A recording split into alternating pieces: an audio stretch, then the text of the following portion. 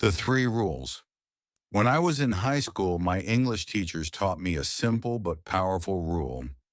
To clearly express your thoughts, ideas, or opinions, you need to provide enough support.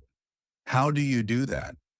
By giving three details, three examples, or three reasons to back up what you're saying. This rule helps make your communication clear, convincing, and complete. Instead of just stating an opinion or idea, you add depth by explaining it with supporting points. It's a great way to organize your thoughts and make your speaking or writing more effective. And this is how you speak good English. The first part of the rule of threes focuses on three details. This means when you talk about a topic, subject, or person, you include three important details to support or explain your ideas. These details make your speech more clear, complete, and interesting for the listener. Using this part of the rule helps you stay organized and makes it easier for others to follow and understand what you're saying. It's like giving your audience three reasons to pay attention to your idea. In other words, the goal of the three details rule is to help your listener visualize what you are talking about. This means giving specific, descriptive details that paint a picture in their mind. What does this look like in a real situation? Let's say someone asks you, "What is your favorite food?" You could give a simple answer, "My favorite food is nigiri." This is fine, but it doesn't give much information, and the conversation might end quickly. Now let's expand this response using the three details rule. My favorite food is nigiri because it's fresh, healthy, and has a variety of flavors. Here's how these details help the listener visualize. Fresh. The fish is soft and melts in your mouth, and the rice is perfectly cooked. Healthy. It's made with natural ingredients like fish, rice, and seaweed, which are light but satisfying. Variety of flavors. Some rolls are sweet, others are spicy, and each bite feels like a new experience. By including these three details, you turn a basic response into a lively and engaging one. The listener can now imagine the nigiri you're describing and understand why you love it. This approach makes your English sound more fluent and interesting, and it helps you connect better with the person you're talking to. So let's say your answer was nigiri. My favorite food is nigiri, but we want to speak good English. So we give three details. Detail number one, fresh, high-quality fish detail. Number two, perfectly seasoned rice in detail. Number three, artful presentation on the plate. Now we have your simple response of my favorite food is nigiri, and then we're adding three details that will make this an amazing response. Now before we get there, my name is Amelia, also known as Teacher Amelia, and I love helping you and other English learners speak English with confidence. So are you ready to see the response with the details? Well, then let's jump right in. So here is what the response would look like with the three details added. My favorite food is nigiri. It involves fresh, high-quality fish, perfectly seasoned rice, and an artful presentation on the plate that makes it visually appealing. Now that is an example of good English, right? Why? Simply because in this response, we have applied the rule of threes and we have three specific details. Now, before we move on, I want to explain this word appealing. So I want you to repeat after me appealing. Now, what does this word appealing mean? It literally means attractive or interesting. In other words, pleasing in appearance. You want your food to look appetizing. You want your food to look juicy and tasty. You want your food to be appealing. And like the example response at the very end, it said an artful presentation on the plate that makes it visually appealing. Makes sense. So we applied the first part of the rule of threes using three details. But remember, this rule of threes has three parts in order to speak good English. Part number two involves three examples. Now, the second part of this rule focuses on examples of the topic, the subject or person you are discussing. In other words, you want to help your listener understand more by giving them real-life example situations. So we're going to go right back to the topic we discussed earlier. Again, the topic being food. The question, what is your favorite food? The first simple response, my favorite food is nigiri, but now we're going to give three examples to make it a better response example. Number one, enjoying a variety of nigiri rolls at a local Japanese restaurant. Example number two, learning to make nigiri at home with friends. And example number three, trying unique nigiri combinations during travels to different countries. Now remember, this simple rule of threes can transform your English to make you start speaking well, in other words, good English. So now applying these three examples to our simple response, what will happen? Here is the response. Now including the three examples, my favorite food is nigiri. For example, I love enjoying a variety of nigiri rolls at my local Japanese restaurant, where I can taste different flavors and textures. I've also started learning to make nigiri at home with friends, which has been a fun and rewarding experience. Additionally, when I travel to different countries, I always make it a point to try unique nigiri combinations, which allows me to appreciate the diverse interpretations of this culinary art form. Listen, when I say this lesson, this rule of threes is the key to helping you finally speak good English. I am not lying to you. We literally transformed this response simply by adding three examples, three real-life situations connected to the simple response of my favorite food is nigiri.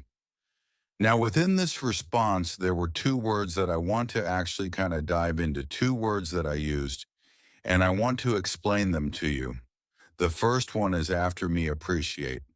Now, this word appreciate, it just means to recognize the full worth of something or to understand and enjoy the good qualities of someone or something. Why you're taking the time to watch this lesson. You're giving me the honor of being your English teacher. I recognize your worth. Now check out the other word at the very end. I said culinary. One more time after me, culinary. Now this word culinary just refers to cooking or the kitchen. Cooking or the kitchen. So once again, I'm going to read the last sentence of our response. Additionally, when I travel to different countries, I always make it a point to try unique nigiri combinations, which allows me to appreciate the diverse interpretations of this culinary art form. You got it. And again, all we did, we added three examples.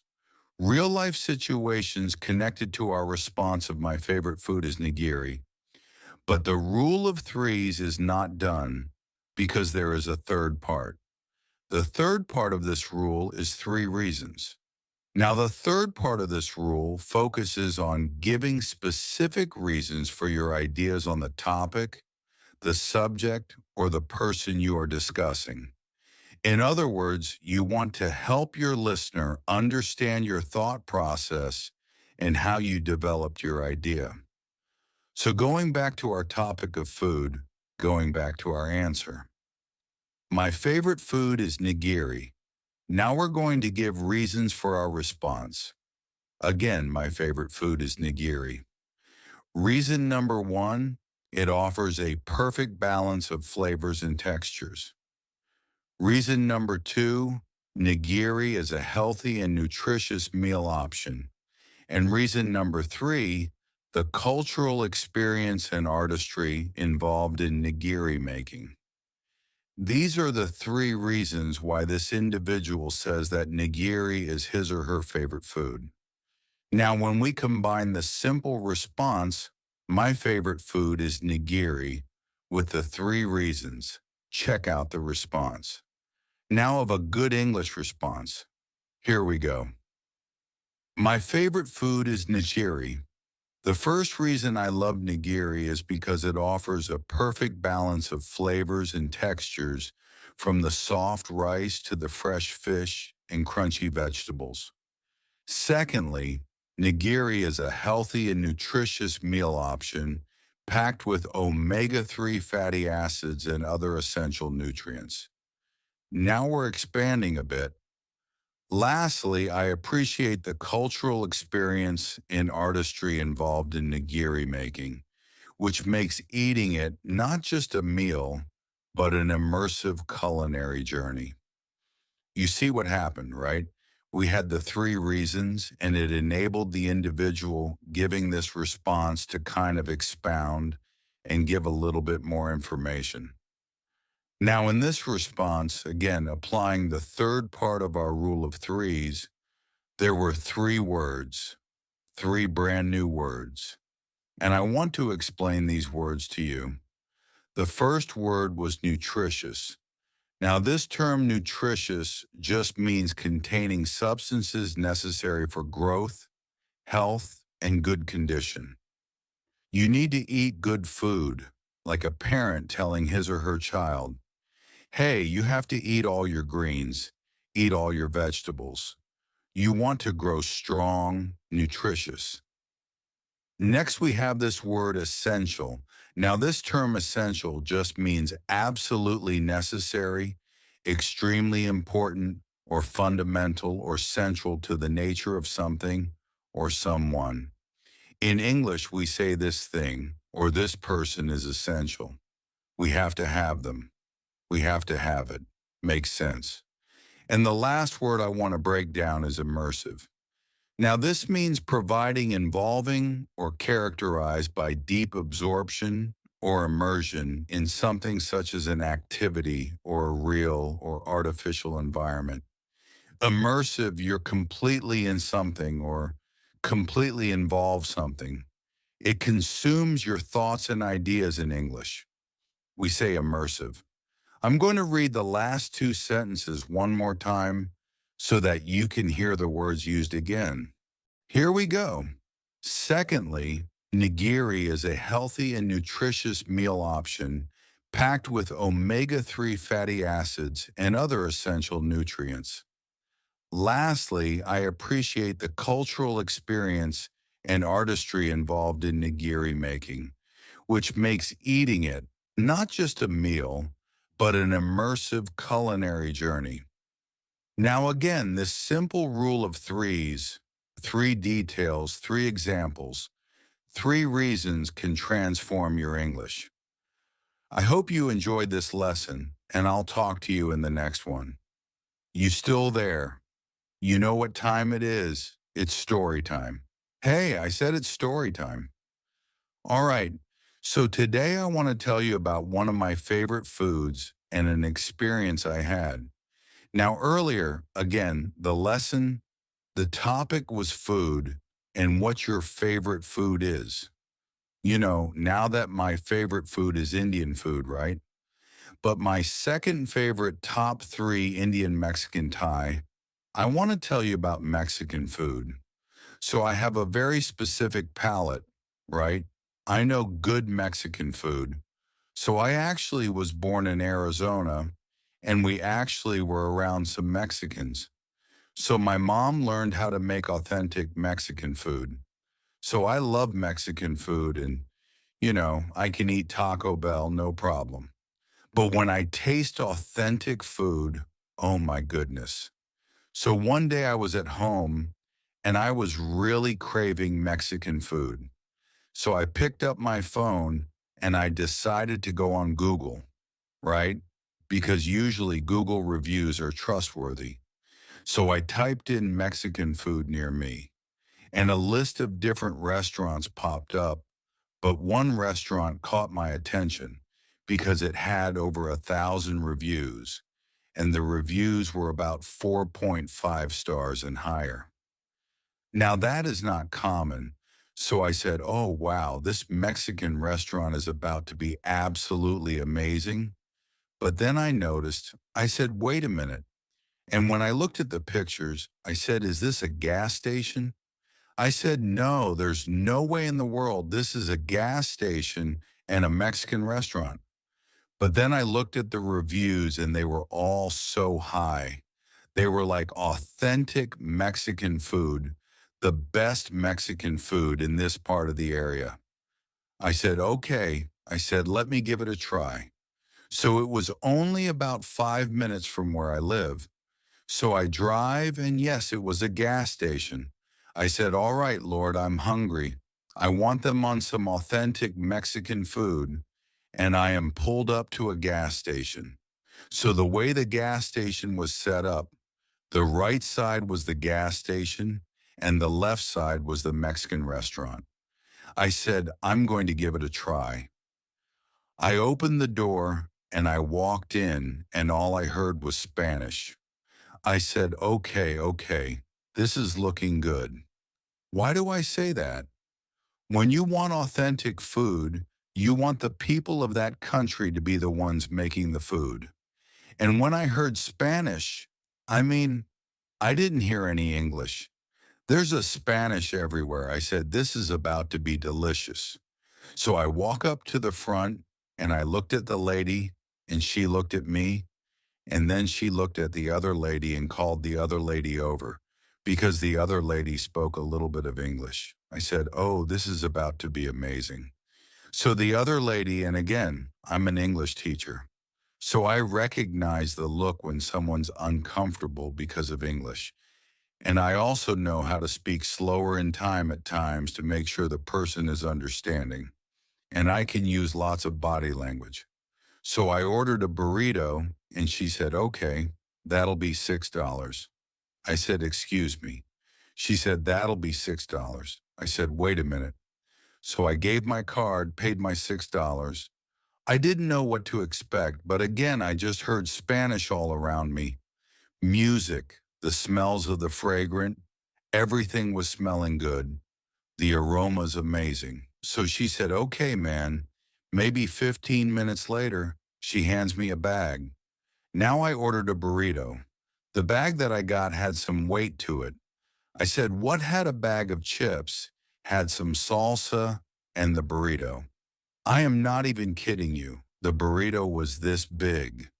The burrito was huge. I said, this is me. She said, yeah, here you go. I said, gracias, gracias. So I get home. I still don't know how the burrito tastes. I said, okay, it's smelling good. Not gonna lie to you. I got in the I got in the car, opened the bag of chips. I dipped it in the salsa. I said, oh, heaven delicious. So I get home, I get my plate out of my mouth. I'm salivating already. I was very hungry. And I opened up the four. I opened the foil that was wrapping up the burrito, and I take a knife out. It was huge. I couldn't eat the whole thing, so I cut it in half. I cut it in half, and it was still this big, right? I cut it in half, and I looked at it. I said, God is good. He's better than good. There was rice, there was guacamole, there were onions there. I made beans. It had at least 9 or 10 different ingredients in this one burrito. It wasn't just beans. I said, oh my goodness. Then I proceeded to put the burrito. Listen, even right now, my mouth, I bit the burrito.